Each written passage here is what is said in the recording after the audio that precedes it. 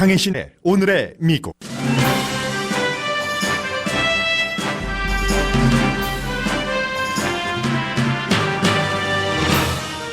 이 차 북미 정상회담에 대해 미국에서 거는 최대 기대치는 비핵화 정의와 비핵화 시한 합의입니다.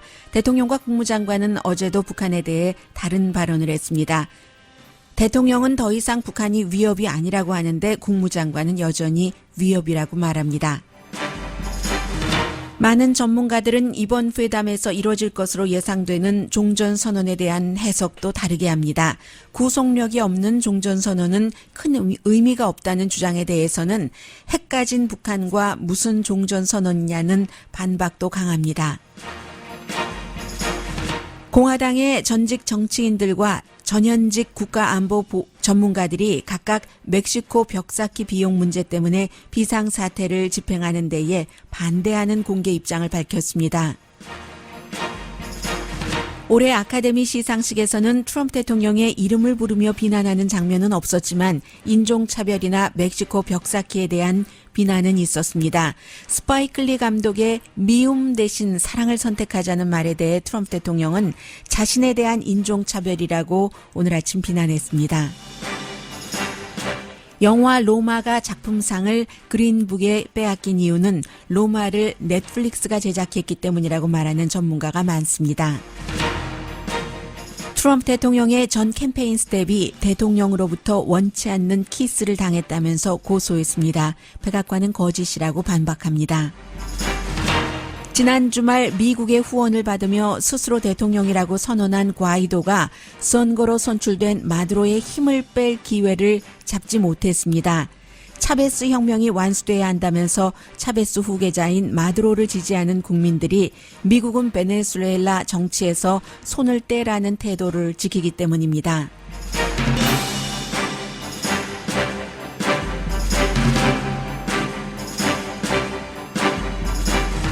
여러분 안녕하십니까? 오늘의 미국 강혜신입니다. 김정은 위원장은 열차 타고 미국식으로 계산하면 한 2,700마일 정도, 한국식으로 계산하면 4,000마일이 넘는 거의 50시간을 가고 있고, 할아버지 때, 아버지 때, 그리고 이제 본인의 그런 전통을 이어가는 거겠죠. 여러 가지 발전된 평양에서부터 중국을 거쳐서 하노이까지 가면서 그런 모습도 보고 있고, 트럼프 대통령도 아직 출발하진 않았는데 이제 출발한다고 하는데요. 마이크 폼페오 국무장관 얘기 안 나오네요. 죄송합니다. 지금 컴퓨터하고 텔레비전이 계속 지난주부터 연결이 안 되고 있어요. 그러나 이때를 대비해서 제가 미리 녹음해 둔 게 있긴 있습니다.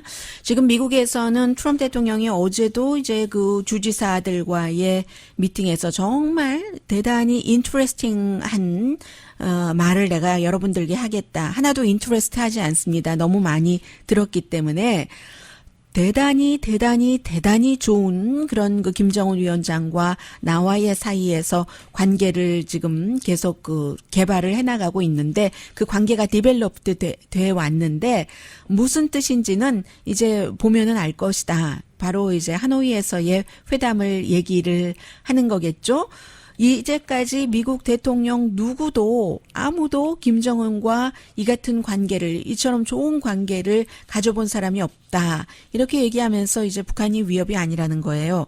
그런데 이제 그 시간에 마이크 폼페오 국무장관은 CNN 방송과의 인터뷰에서 분명히 북한이 미국의 위협이다. 그러면서 대통령이 한 그 말에 대해서 물어보니까 이리저리 아무튼 수습을 하는 거예요.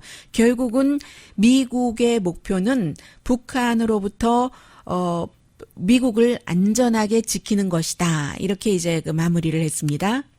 폼페오. It's the mission of the Secretary of State and the President of the United States to keep the American people secure. We're aiming to achieve that. 대통령이나 국무장관이나 똑같이 그 목표 자체는 미국인을 북한의 핵 위협으로부터 안전하게 하는 것이다. 대통령이 위협이 없어졌다고 말하건, 내가 아직까지 위협이 있다고 말하건, 이런 것을 이제 버물러서 그렇게 얘기를 했어요. 그러니까 이 CNN의 자카리아 앵커가 얘기를 했죠. 지금 여러 가지 대통령이 러시아의 북한 문제를 해결하는 데 있어서도 훈수를 받는다거나 이런 여러 얘기가 있지만 전부 그냥 주변 잡음이다, 노이즈다라고 얘기하면서 중요한 것은 미국의 입장에서 볼 때는요, 북한으로부터의 핵 위협이 없어진 것이 아니고 이 상태에서 대통령이 지금 뭐 그렇게 할 것으로 보이고 있죠. 어느 정도는 경제 제재를 풀어준다는 것, 이게 아주 그 중요한 시점이고 또 하나는 이제 주한미군 철군 문제, 또 종전 선언 이런 것들을 하면 주한미군 철군과 종전 선언은 그 맞물린 것이잖아요. 그렇다면 미국이 정말로 큰 양보를 하는 것이다라고 지적을 했습니다. The crucial issue is what they want is the removal of the U.S. Protection to South Korea. Right. We can't do that. Right. The recognition of the regime and the formal ending of the Korean War. Those are the big concessions which should await really complete, total, verifiable denuclearization. 네, 물론 그 주한미군 철군이라고 표현을 하지 않고 이렇게 얘기를 하네요. 그 미군이 한국을 방어하는 것, 그게 이제 주한미군 철군을 얘기를 하는 것이고 또 이 종전선언은 큰 양보다라고 얘기하는데 그 종전선언이 큰 양보다 아니다 하는 얘기는 오늘 LA타임즈도 보도를 했습니다만 사실은 이 빅토리아 김 기자가 북한 이슈에 대해서 얼마나 알겠어요. 대학을 졸업한 지 얼마 되지 않았고 로스앤젤레스에서 한인타운을 좀 몇 년 취재하다가 지금 서울에 가서 이런 그 중요한 굵직한 문제를 다루고 있긴 합니다만은 그러나 뭐 경력이 부족하다고 기사를 인용하지 않을 바는 아닌 것 같습니다. 그 중간중간에 빅토리아 김 기자가 다른 사람을 전문가들을 인터뷰한 내용이 전해지는데 물론 스티브 비건 지금 그 대북 그 특별 그 대표가 스탠포드 대학교에서 분명하게 얘기를 했죠. 트럼프 대통령은 전쟁을 끝낼 준비가 돼 있다. 그렇게 얘기를 했는데 물론 한국에서는 또 지금 뭐 청와대에서도 종전선언을 하지 않느냐 이런 얘기를 내놨는데 종전선언이 큰 의미는 없다. 문재인 대통령도 중간에 마음에 안 들면 뭐 안 하면 그뿐인 것이고 또 종전선언은 어떠한 구속력이 없기 때문에 평화조약과는 달라서 그러나 종전선언을 일단 하고 나면은 그러면은 이제 북한은 이 전쟁이 끝났는데 뭐 주한미군의 여러 가지 역할을 변화해야 한다던가 아니면 좀 줄인다던가 뭐 그런 여러 가지를 요구할 수 있기 때문에 이제 그 종전선언이 중요할 수도 있고 또 이쪽에선 중요하지 않다고 얘기하지만 중요하지 않다고 말하는 사람과 중요하다고 말하는 사람이 각각 할 얘기가 있는 겁니다. 빅터차 조지타운 대학교의 교수가 요즘 한국에서 굉장히 진보로부터 미움 많이 받고 있어요. 핵을 가진 북한과 종전선언을 하는 것, 탄도미사일을 가진 북한과 대륙간이요. 종전선언을 하는 것은 너무나 위험하다. 이것은 말 앞에 마차를 갖다 놓는 거다. The cart before the horse라고 얘기를 하고 있는데 결국은 그 의미는 평화는 평화인데 가짜 평화라는 의미고 평화선언이라는 것을 이제 북한이 핵을 없애버리는 이런 변화, 진전이 없는 상황에서 정치적으로 해서는 안 된다는 얘기를 하고 있습니다. 자, 그리고 또 워싱턴 포스트도 여러 그 전문가들의 말을 인용을 해서 그동안 그 트럼프 대통령이 김정은 위원장을 좋다고 하고 관계가 개선됐다고 하고 좋아한다고 하고 할 때마다 트럼프 대통령의 옆에 주변 사람들이 이 김정은 위원장은 정상인이 아니다라고 하면서 만나지도 못하게 하려고 했고 싱가포르 회담 전에 여러 가지 할 것을 다 해봤지만 결국은 이제 그 트럼프 대통령 본인 그 한 사람의 큰 의지로 여기까지 가는 거잖아요. 정말로 남을 조종하는 것에 선수라고 하는 존 볼튼도 북한 문제에 대해서는 조종하지 못했습니다. 트럼프 대통령에게 전혀 영향력을 미치지 못했어요. 베네수엘라 사태에 대해서는 본인이 원하는 대로 많이 가고 있는데도 불구하고 그래서 베네수엘라에 더 집중을 하겠다고 지금 한국에 가서 정의용 실장이라던가 일본의 카운트파트를 만나게 하는 그 일정까지 취소를 했는데 존 볼튼이나 마이크 폼페이오 국무장관이나 뒤로 이제 북한 문제에 대해서 슬쩍슬쩍 조금 자신들의 입장을 자신들이 트럼프 대통령이 대통령 끝나고 나서도 계속 정치도 하고 해야 되니까 빠지는 이 상황에 트럼프 대통령의 모든 주변인들이 이 두 사람을 포함해서 이 김정은에게 너무 푹 빠지지 말아라 하고 아무리 충고를 했어도 결국은 그 성공하지 못하고 2차 정상회담까지 가는데 지금 이제 이 일을 앞서서 해야지 되는 사람들로서는 가장 그 걱정하는 것이 트럼프 대통령이 이번에 2차 정상회담에서 헤드라인에 아주 멋지게 장식이 되려고 텔레비전 그 레이팅 높이고 뭐 이런 여러 가지요. 그래서 북한에 대해서 하지 말아야지 될 양보까지 하면서 성공했다고 하면 어떡하는가. 이것을 굉장히 그 걱정한다는 것이고요.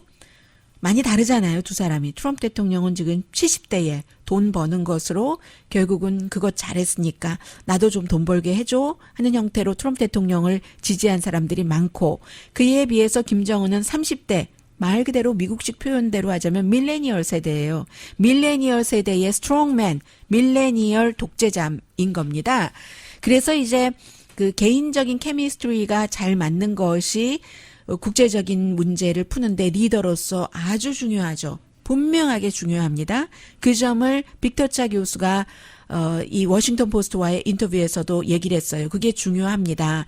그러나 개인적인 관계가 어떤 그 정책을 성공적으로 이끄는 것을 보장한다? 그건 아니라는 거죠. 이건 뭐 수없이 그 미국에서 증명이 된 것이고 트럼프 대통령이 말로 뭐라고 해서 본인의 지지율을 높인다던가 분위기를 정말로 북한과 아무런 위협이 없어지는 것인가? 일반인들이 그렇게 생각할 수는 있지만 대통령도 넘지 못하는 선이 미국에는 있습니다. 관료주의, 해서는 될 일, 하지 말아야 될 일. 또 의회에서도 대통령이 아무리 주한미군 숫자를 줄이고 싶어 한다던가 돈 많이 든다는 이유 등등으로 한다 할지라도 의회에서 이미 묶어뒀어요. 22,000명 아래로는 못 가게 하고 등등 여러 가지 문제가 있기 때문에 두 사람의 케미스트리만 가지고 외교 관계가 결정되는 것은 아니다라는 것을 이제 워싱턴 포스트도 상당히 강조를 하고 있고요.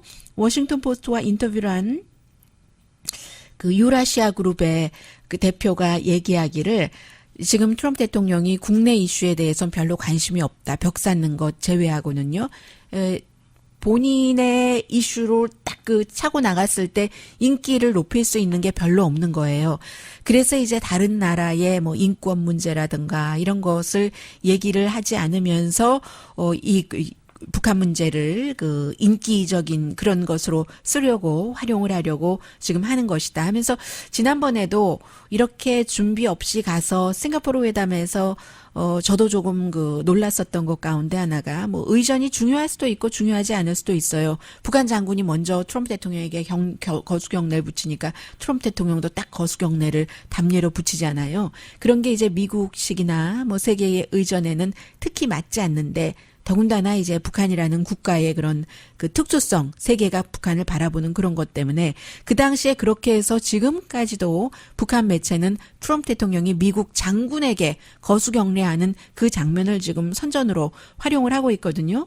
그런 문제를 이 유라시아 그룹의 이 전문가가 지적을 하고 있고 이 마이크 폼페오 국무장관은 CNN 방송과의 그 오랜 그 비교적 긴 시간의 인터뷰를 통해서도 비핵화라는 것은 갈 길이 굉장히 멀다 하는 것을 강조를 해서 결국은 이번 회담에서 싱가포르 회담에서 이루지 못한 비핵화에 대한 정의 이런 것을 서로 좀 클리어하게 정하고 그러면 뭐 비핵화를 한다면 타임테이블이 어느 정도 뭐 이런 정도 내놓는 것 여기까지를 이제 성공한 회담으로 본다는 겁니다.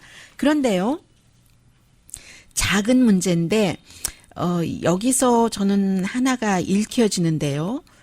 우선 그 전에 하나 주말에 나왔던 뉴스 가운데 하나는 비핵화를 할 것인가 하지 않을 것인가 마이크 폼페오 국무장관이 김정은 위원장에게 평양에서 물어봤었을 때 김정은 위원장이 이렇게 답변을 했답니다. 이게 이제 지금 스탠포드에서 있는 그 CIA 한국 센터를 만들었고 은퇴를 했어요. 은퇴한 이유는 명확하지 않습니다.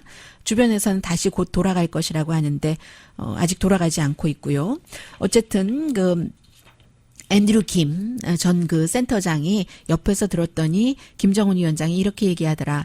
나는 핵을 포기할 것이다. 왜냐하면 내 아이들에게까지 그 짐을 계속 가지고 가게 하고 싶지 않다. 나도 아버지고 남편이지 않느냐라고 얘기를 하는데 여기서 두 가지를 알 수가 있습니다. 네, 그래서 아이들에게 아이들에게 뭐 딸이 됐건 아들이 됐건 그것을 물려주고 싶지 않다 하는 그 아버지의 마음 충분히 이해하고요. 본인도 얼마나 좀 자유롭고 싶겠어요. 그리고 두 번째는 세습하겠다는 뜻이구나.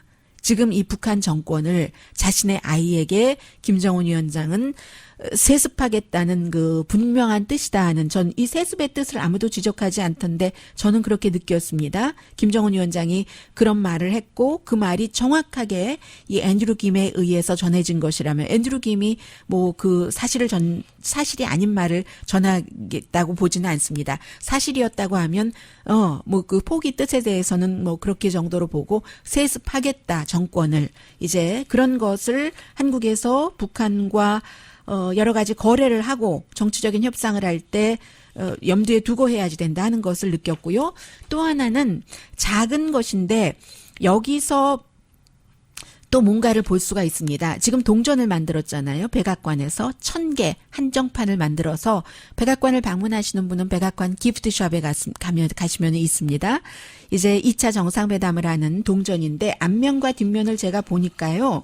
지금 그 한국 번역판엔 그렇게 나왔는데 글쎄요. 그 뒤에 동전 디자인이 바뀌었는지 모르겠어요. 제가 본 것에는 문재인, 트럼프, 김정은 이렇게 이름이 새겨진 것이 아니라 앞면에 보면은 이제 영어로 써 있었어요. 하나의 평화, 3명의 지도자.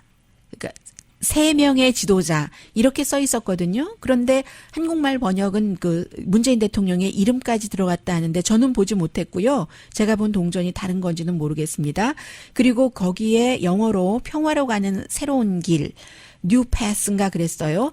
특별한 시기는 용기 있는 리더십이 필요하다. 이렇게 또 이거 영어로 써 있었고요. 아무튼 하나의 평화, 3명의 지도자. 그리고 뒷면에는 이제 사람들의 얼굴은 없고, 지난번에는 얼굴이 있었잖아요. 얼굴은 없고 2회 평화회담 이렇게 한국말로 써 있었어요. 2회 평화회담이라고 써 있고 나머지 영어는 한반도의 완전한 비핵화로 가는 터닝 포인트라고 써 있었거든요.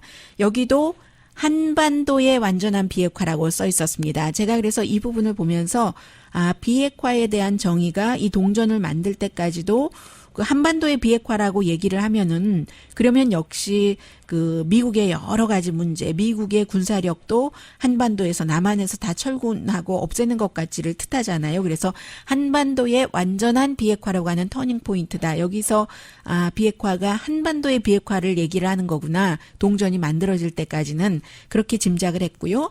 그리고 일부 한국의 진보 언론에서는 뭐 문재인 대통령의 이름이 써 있다는, 저는 보지 못했습니다만은 3명의 지도자라고 써 있는 것은 봤지만 그 한국말로 써 있었어요. 3명의 지도자. 봤지만 그게 동전 많이 팔려고 한다 하는데 무슨 동전을 많이 팔려고 문재인 대통령까지 칭해서 3명의 지도자라고 얘기를 했겠어요. 1000개 한정판인데.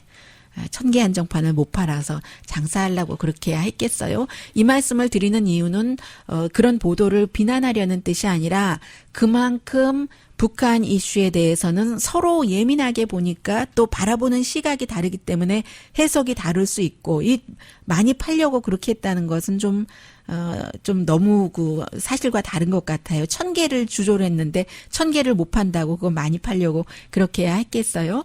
그만큼 시각이 다르고 각도가 다르기 때문에 별것 아닌 것 가지고도 해석이 부풀려질 수도 있고 해석이 전혀 달라질 수도 있다. 그만큼 예민한 이슈다라고 말씀드리고 싶습니다.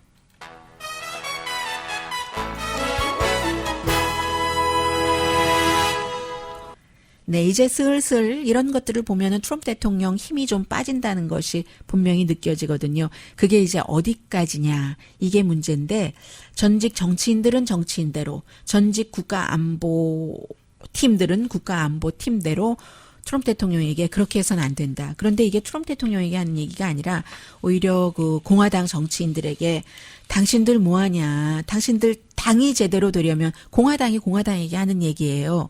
이미 정치 일선에서 물러났으니까요. 대통령을 잘 보좌해라 하는 얘기가 계속 들립니다. 더 크게요. 라디오 서울 방송 오늘의 미국 듣고 계십니다. 네, 먼저 공화당의 전직 그 정치인들이 페이지로 따지면 활자 글자 크기는 11인 것 같아요. 12는 아니고 딱 그냥 처음부터 끝까지 그 한 장이네요. 한 장이고 23명의 공화당의 그 정치인들이요. 연방 정치인들이 의회에 편지를 보냈습니다. 그래서 이 사람들 이름 가운데는 누가 있나요? 제일 잘 알려진 사람이 네브라스카가 지역구였던 척 헤이글, 뭐 이름 많이 들어보셨잖아요. 전 그 상원 의원도 지냈고 척 헤이글 뭐 국방 장관도 지냈어요. 이 척 헤이글을 포함을 해서 많은 23명의 이제 공화당의 전 정치인들이 그 트럼프 대통령에게 리처드 루거도 있네요. 2013년까지 상원 의원을 했었죠. 이런 많은 사람들이 대통령에게 편지를 보냈는데 무슨 편지냐면은 꼭 대통령에게 보냈다는 게 아니라 의회 지도자들에게 보낸 겁니다. 대통령이 지금 멕시코 벽 쌓는 비용 안 준다 해서 비상사태를 선포하고 특히 이제 그 국방부와 또 오피오이드 중독에 쓰여지는 그런 돈을 빼서 멕시코 벽 쌓는데 한다는 거잖아요. 그래서 공화당 정치인들이 전직 정치인들이 공화당 의원들에게 이건 막아야지 된다. 우선은 헌법상으로 돈을 그 지출하고 하는 것은 의회에서 하는 것 아니냐 하고 얘기를 했고 그리고 두 번째는 우리가 오히려 역풍 맞는다. 공화당이 뭐 다른 당 대통령도 그렇게 할 수 있을 뿐더러 그리고 이런 것을 합리적으로 지금 멕시코 국경이 다른 오피오이드보다 비상사태다라고 생각하는 사람 없다. 이렇게 얘기를 했습니다. 왜 이런 편지를 공개 편지예요? 보냈느냐 하면은 내일 이제 하원에서 이거 대통령 이렇게 해서는 안 된다는 결의안을 투표를 하고 그리고 상원에서도 곧 투표를 하겠죠. 그럼에도 불구하고 공화당이 상원에서 다수당이기 때문에 이 공화당이 대통령을 포기하지 않는 한 이것이 대통령의 비토권을 막을 정도의 투표 숫자까지 나올 수는 없습니다. 그래도 이제 그럼에도 불구하고 해보겠다는 거죠. 그래서 이 편지를 보면은 오픈 레터라고 공개 편지라고 아예 제목이 써 있어요. 어느 open letter to Republican members of Congress 해서 as a Republican member of Congress 우리 모두 과거에 이런 일을 했는데 앞서 제가 말씀드린 그게 이제 요지예요. 이 긴 편지의 요지고 그리고 이제 뿐만이 아니라 이번에는 58명입니다. 전직 국가 안보를 책임졌었던 사람, 뭐 외무장관도 있고요. 이게 왜 이러죠? 내비게이션이 제가 이 말씀 잠깐 드릴까요? 이 중요한 뉴스라다 이게 웬일이랍니까? 제가 새벽에 오면서도 최근에 아주 재미있는 일을 하고 있어요. 어떤 재미있는 일이냐면 새벽인데도 불구하고 구글의 그 내비게이터를 좀 보는 거예요. 내비게이터가 새벽인데도 늘 이리 가라 저리 가라 하거든요. 트래픽이 없는 때도.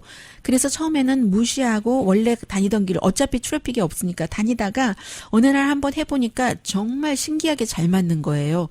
저희 회사를 오는데 그렇게 뭐 10군데도 넘는 길이 있는 줄 저는 모른 겁니다. 한 프리웨이를 타더라도 여기서 내려라 저기서 내려라 저 프리웨이 로컬 했는데 제가 오늘 새벽에도 켰는데 아직까지 그게 꺼지지 않고 있다가 이런 여러분들께 잠깐 소리가 나간 것이고요. 중요한 문제로 다시 돌아가서 이것도 뭐 내비게이션 거죠. 국가에 대한 58명의 예를 들어서 매들린 올브라이트 전 국무장관, 존 켈리 비서실장이 아니라요. 백악관에 두 사람 다 민주당이죠. 그러나 이제 척 헤이글도 여기에 속해 있고 등등 전현직 무슨 뭐 CIA 국장도 속해 있고 민주당과 공화당 할 것 없이 다 합쳐서 지금 그 공개적으로 어떤 주장을 했느냐면은 트럼프 대통령이 멕시코 남부 국경이 국가 비상사태라고 선포한 것은 사실에 맞지 않는다. 이 사실이라는 것은 그동안 많이 말씀드렸어요. 지난 40년 동안 국경을 통해서 넘어오는 불법 이민자들, 불법 체류자들이 너무 많이 줄어들었고 클린턴 때와 지금을 비교를 하면 뭐 4분의 1 정도밖에 안 되고 뭐 등등. 그런데 거기에 국가 비상사태를 선포하고 돈을 그렇게 쓰고 국가를 반으로 갈라서 미움과 어떤 특정 인종을 이렇게 코너로 몰아놓는 일을 해서는 안 된다. 뭐 그런 내용들이에요. 그리고 이제 이런 부분들은 실제로 뭐 다른 나라에서도 많이 지적이 되고 있는데 영국의 이코노미스트도 대통령이 지금 박스 안에 갇혀버렸다고 얘기를 합니다. 선거 캠페인 때부터 멕시코에 벽 쌓는다 하니까 그 어리석은 약속 때문에 자신의 own 그 foolish promises 때문에 이렇게 군대의 예산을 끌어다가 긴급하지 않은데 긴급 사태를 선포를 한다 하면서 이 내용을 비교를 해주네요. 미국에서 오피오이드 중독 때문에 1년에 5만 명이 숨진답니다. 그런데 트럼프 대통령이 오피오이드의 전체적인 그 기금으로 2년 동안에 10억 달러를 책정을 했어요. 그렇지만 멕시코에 벽 쌓는 걸로 80억 달러를 가져간다는 거잖아요. 그리고 그 가져가는 돈 가운데서 이미 그 오피오이드를 뭐 막겠다 하는 것으로 책정된 논 돈까지 가져간다는 거죠. 그러면 10억 달러와 80억 달러를 비교를 하면 매년 5만 명이 숨지는데 이 멕시코 국경을 통해서 들어오는 그 2,000마일을 통해서 들어오는 부분적으로 사람들이 들어올 수 없는 데도 있고 어느 것이 더 국가 비상 사태냐 이렇게 그 물어보고 있습니다. 그리고 또 이 문제에 대해선 트럼프 대통령 자신이 얘기를 했잖아요. I didn't need to do this. 국가 비상사태를 선포하지 않았어도 됐어. 다만 나는 이 멕시코 벽 쌓는 비용을 갖고 싶을 뿐이야. 이렇게 얘기를 했잖아요. 이게 과연 계속 이제 사람들이 알아갈 경우 대통령에게는 좋은 일이 될 것인가. 이제 이 문제요. 이러니까 이제 골치 아프니까 여러 가지로 그리고 이제 이게 점점 더 지지하지 않던 사람을 지지하는 쪽으로 끌어갈 수 있는 그런 이슈는 아니거든요. 그렇기 때문에 이제 대통령이 북한이라든가 이런 데로 조금 더 그 주의를 환기시키려고 하는 것이고요. 그렇다면은 왜 대통령은 국가 비상사태도 아닌데 국가 비상사태를 선포하느냐? 이게 기본적으로 반이민 정서. 반 그 유색인종 정서인 겁니다. 미국에서 이제 1924년도에 그 당시에 이민법은요. 어제 제가 그 LA 타임스, 파이낸셜 타임스, 뭐 뉴욕 타임스 이런 데서 아주 오래 기자를 했던 제임스밖에 생각이 안 나네요. 이름 그 비즈니스 오랜 나이도 많이 드신 분이에요. 그분이 쓴 책을 다 읽고도 책 제목도 모릅니다. 그 코리안 아메리칸 드림이든가요? 그래서 무슨 뭐 대한항공의 조양호 회장부터 누구부터 쫙 다 나오는 제가 그 책을 읽고 나서는 이 사람도 잘 모르고 썼네. 어떤 사람들은 정말로 아주 신분 세탁을 뭐 사람이 많이 나오니까 누구라고는 딱 안 꼬집어서 얘기해도 되니까 말씀드리는데 아주 위대한 사람으로 신분 세탁을 합법적으로 해주더군요. 그 미국의 저널리스트가. 그 책에 보면은 뭐 들어둘 만한 얘기도 있었어요. 들어둘 만한 얘기 가운데 몇 가지 중에 하나가 1924년도에 미국 이민법이 그 자체가 유럽인들을 이렇게 데리고 오는 거였어요. 미국으로. 그런데 그렇게 해서 유럽인들 많이 트럼프 대통령이 얘기하잖아요. 핀란드 사람 오라고 하고. 핀란드 사람들이 안 오겠지만 그렇게 하다가 존슨 대통령 이후에 그때 이후에 이제 그 에이시안도 그 환영을 하기 시작했다는 거예요. 그렇게 이제 이민 와서 이후에 이렇게 돼서 미국이 경제적인 성장을 낮은 임금률 갖고 많이 그 했었는데 그래서 지금도 비즈니스 하는 사람들은 이민자들을 원하고 멕시코 벽 쌓기 반대하고 하는 거잖아요. 하는데 트럼프 대통령은 반대로 예를 들어 이 사람이 뭐 트럼프 대통령의 정책이다 하고 비난하진 않았지만 1924년도 그때처럼 뭐 그 비슷한 오히려 그 역주행 한다는 거죠. 저 사람들이 적이야. 그리고 얼굴 색깔이 다르잖아. 뭐 이런 식으로요. 이제 그게 이제 포커스가 가 있는 거죠. 미움을 퍼뜨리고 두려움을 퍼뜨리고 트럼프 대통령을 지지하시는 분들이 아무리 싫어하신다 하더라도 저는 이민자 방송인으로서 이 말씀은 또 사실이니까 계속 드리고요. 그래서 멕시코의 그 벽이 뭐 범죄, 오피오이드, 마약이 문제가 된다면 다른 곳을 자동차를 타고 들어오는 곳을 이제 돈을 들여서 테크놀로지 같은 것을 업그레이드 해야 되는 거지 발로서 걸어 들어오는 곳에 벽 쌓는다고 무슨 그게 큰 소용이 되겠어요. 이미 그쪽으로 들어오는 사람들이 상당히 줄어들었는데 그게 이제 미국의 오늘 중요한 뉴스고요. 또 하나는 이 내용은 그냥 없어지고 말지 뭐 키워질지는 잘 모르겠는데 2006년도에 선거 캠페인을 할 당시에 한 여성이 그 알바 존슨이라는 여성이 대통령의 본인이 선거 캠페인에서 일을 하고 있었는데 원치 않았는데 키스를 당했다. 이 트럼프 대통령이 잘했어 말하자면 그런 거예요. 일 잘했어 하면서 그 입술에 키스하려고 하는 것을 본인이 이건 뭐야 하고 확 피해버려 가지고 뺨에 키스를 당했다. 뭐 입에 대고 하려고 하는 것을 그랬다고 주장을 하는 거예요. 그리고 이제 이 여성이 그 당시에 보이프렌드와 엄마와 스텝파더에게도 얘기를 했다는 거죠. 그리고 이제 뭐 테라피스트의 노트도 있어요.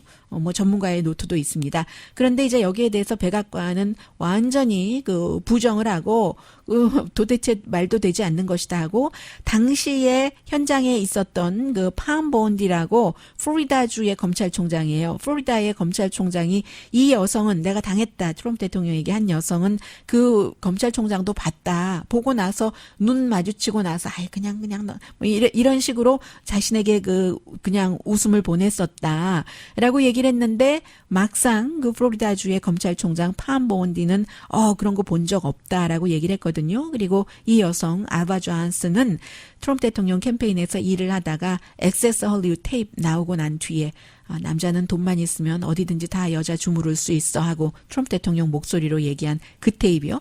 나중에는 그거 내 목소리 맞다 했다가 그 나중에는 또 그거 내 목소리 아니야 라고 얘기했었던 바로 그 테이프가 나오고 난 뒤에 본인은 선거 캠페인에서 이제 그만 사임을 했는데 처음에 2015년도에 처음 그 트럼프 대통령을 만났을 때 트럼프 대통령이 본인을 아래 위로 훑어보고 나서 beautiful, fantastic 이렇게 얘기를 했다는 것까지 고소하는데 다 집어넣습니다. 해서 그냥 쓰러지고 말지 중요한 이슈로 될지 모르겠고요. 잠시 뒤에 오늘의 미국의 그 방송 성격의 시각으로 오스카 시상식을 좀 전해드리겠습니다.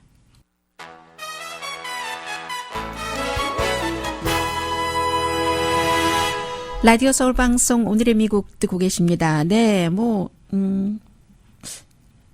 묶어서 전해드리는 게 낫겠네요. 분위기하고 뭐 상 받은 것하고 어제 아카데미 시상식이 사회자 없었는데도 별 무리 없던데요.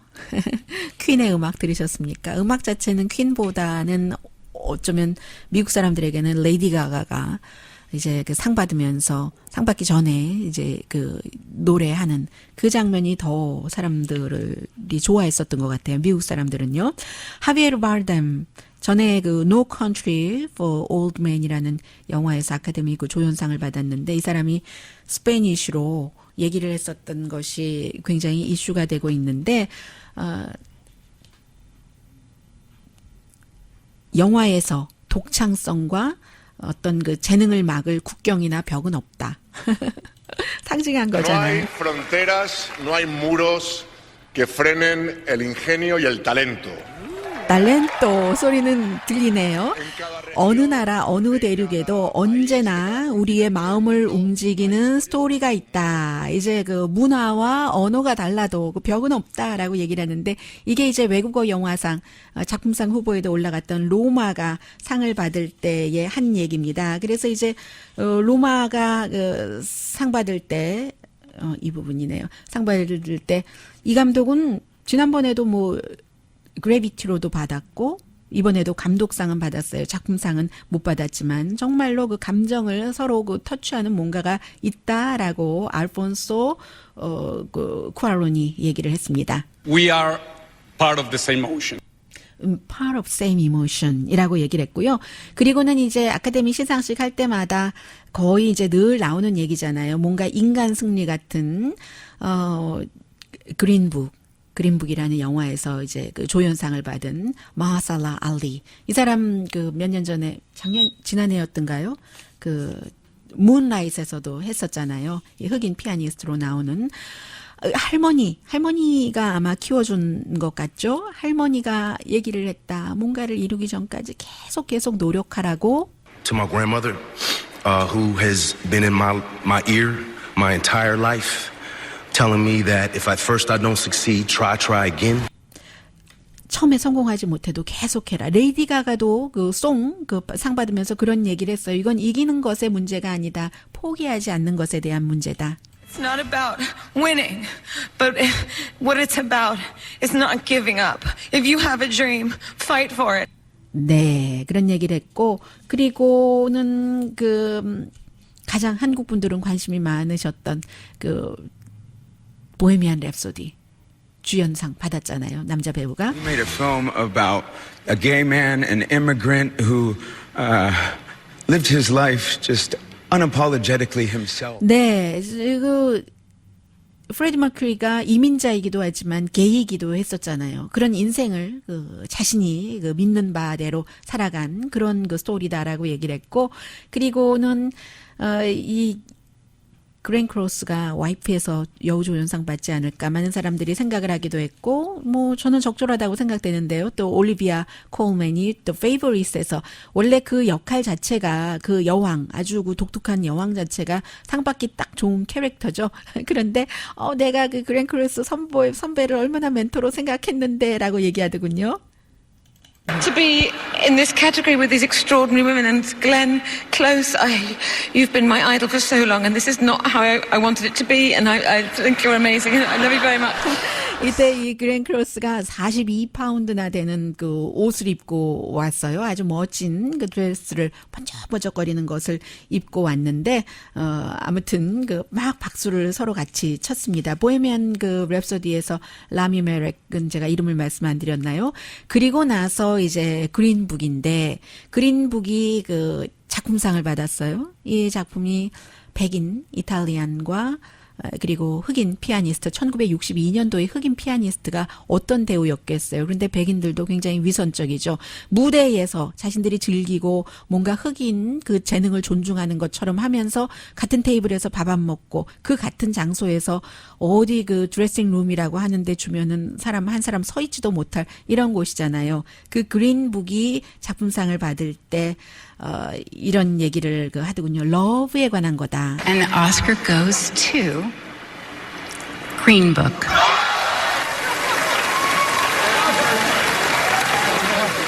The whole story is about love. It's about loving each other despite our differences and finding out the truth about who we are. We're the same people. Who we are. 누구든지 우리는 same people이다. 서로 다른 것에도 불구하고. 이게 시작과 끝이 있잖아요. 처음에 시작할 때는 이탈리안 어떤 나이트클럽에서 이제 기도를 했었던 사람이 이 피아니스트 남부로 쭉 여행 가는데, 남부에서 여행 가는데 바디가드 겸 드라이버 겸 해서 하이어하는데, 처음에는 본인의 집에 흑인들 2명이 와서 뭔가 싱크에서 고쳐주고, 이 착한 이탈리안 와이프가 그들에게 얼음을 담고 음료수를 담아서 주니까 나중에 와이프가 없을 때 이 남자가 그 컵을 쓰레기통에 확 집어던져 버려요. 집어던지지는 않았어요. 버려버렸어요. 그런데 처음엔 돈이 필요해서 이 블랙 피아니스트와 같이 일을 하게 됐는데, 나중에는 중간에 그런 말도 하잖아요. 이 피아니스트에게, 야, 내가 너보다 더 블랙키스트 하다. 넌 도대체 뭐해 하면서, 왜냐면 이 피아니스트는 돈이 많아서 그 당시에 남부에서 노예처럼 일하는 그 흑인들을 본 적도 없고, 무슨 아레타 프랭클린 같은 사람 노래를 들어본 적도 없고, 본인은 재즈, 원래 클래스컬을 전공을 했지만 흑인이 클래스컬 음악하는 것을 받아들이지 않았으니까 아무튼 그렇게 연주를 하면서 트리오를 만들어서 굉장히 성공한 사람인데, 그러니까 흑인 피아니스트가 그러잖아요. 실화예요. Don Shirley. 실화인데 그렇게 얘기를 하잖아요. 나는 언제나 not black enough, not white enough, not man enough. 이 사람이 돈이 많아도 백인에서는 백인 취급 안 하고, 그리고 돈 때문에 인종이 흑인인데도 흑인에서는 흑인 취급을 안 하고, 그리고 또 동성애자이기도 해요. 살짝 나오지만 그런 아픔을 얘기를 하는데, 아무튼 그린북이었고요. 그리고 가장 이슈가 많이 됐었던 부분은 스파이크 리가 처음으로 정말 믿거나 말거나 Do the Right Thing이 언제예요? 그 이후에 처음으로 지금 상을 받았어요. 이것도 역시 블랙에 관한 영화인데, 블랙 수사관에 관한 영화잖아요. 블랙 클란스만. 이 영화로 스크린을 본인이 써서 상을 받았는데, 여러 가지 얘기를 하면서 이제 선거의 시절이 다가오고 있다. 우리 선조들이 아프리카에서 버지니아로 노예로 데리고 와서 이제 우리들을 쓰고는 했는데, 나가서 사랑과 미움에 관한 것이다. 투표해라 라고 얘기했습니다. Make the moral choice between love versus hate. 딱 이 얘기였거든요. 그런데 트럼프 대통령이 오늘 아침에 아니 어느 대통령보다 흑인에게 그렇게 잘해준 뭐 형사법도 개혁했고 실업률 적고 세금 감면도 해줬고 하는 그 자신의 대통령에게 인종차별적인 발언을 했어. 이 스파이크 리가 마음속에 트럼프 대통령을 생각을 했는지는 했겠죠. 모르겠습니다만은 발언적으로는 트럼프 대통령을 얘기를 하진 않았거든요. 인종차별에 대해서 인종에 대해서 인종차별에 대해서 얘기를 했지만 아무튼 대통령은 그렇게 말을 했고요. 이 그린북에 대해서는 영화 로마가 작품상 받지 않은 게 넷플릭스가 만들었기 때문에 넷플릭스가 영화관에서보다도 이 스트리밍으로 먼저 하고 같이 하고 했는데 그런 것을 아카데미 상 주는 사람들이 싫어했기 때문에 그렇다는 얘기가 있고요. 저는 그 그린북 충분히 받을 만하다고 생각이 되고 어쩌면 아주 화려함, 그 페이보릿과 같은 그리고 뭔가 로마와 같은 영화틱스러운 뭐 이런 것은 없었을지 모르지만 이슈가 아주 분명했거든요. 보통 흑인에 관한 영화가 많이 나오지만 아주 뭐 저항한다던가 뭐 Seven Years 뭐 Slave 뭐 셀마 이런 많은 영화가 있잖아요. 이 영화는 개인적인 스토리로 좀 전에 말씀드린 것 같은 그런 것들이 있었고 정말 운전수는 백인 좋은 식당에서 운전만 하러 왔는데도 밥을 먹는데 멤버십 있는 식당에서 이 사람은 그 멤버들에게 연주를 하러 오고 또 연주할 땐 사람들이 백인들이 막 박수 쳐요. 그런데도 굴욕을 당하거든요. 그린북이 왜 그린북이냐면은 같이 백인과 흑인이 여행을 하는데 남부에서 흑인이 묵을 수 있는 최고의 클래스 이 사람을 중간에 이 그 로버트 케네디가 감옥에 gat혔을 때 풀어주거든요. 그 법무장관이었을 때 풀어주는데도 그런데도 이 일반에서는 대우받지 못하는 이런 그런 메시지가 분명히 전달돼 있거든요. 그래서 저는 이 영화 충분히 상 받을 만하다라고 생각이 됩니다. 더 드릴 말씀이 있는데 못 드리네요. 시간상. 저는 그 쇼팽의 연습곡 11 Winter 윈드가 아주 듣기 좋았습니다. 결국 백인들은 포용 못하지만 흑인들은 이 사람이 너무 멋지게 백인처럼 하고 다니니까 이렇게 저렇게 보다가 음악으로 결국은 품더군요. 이 사람을.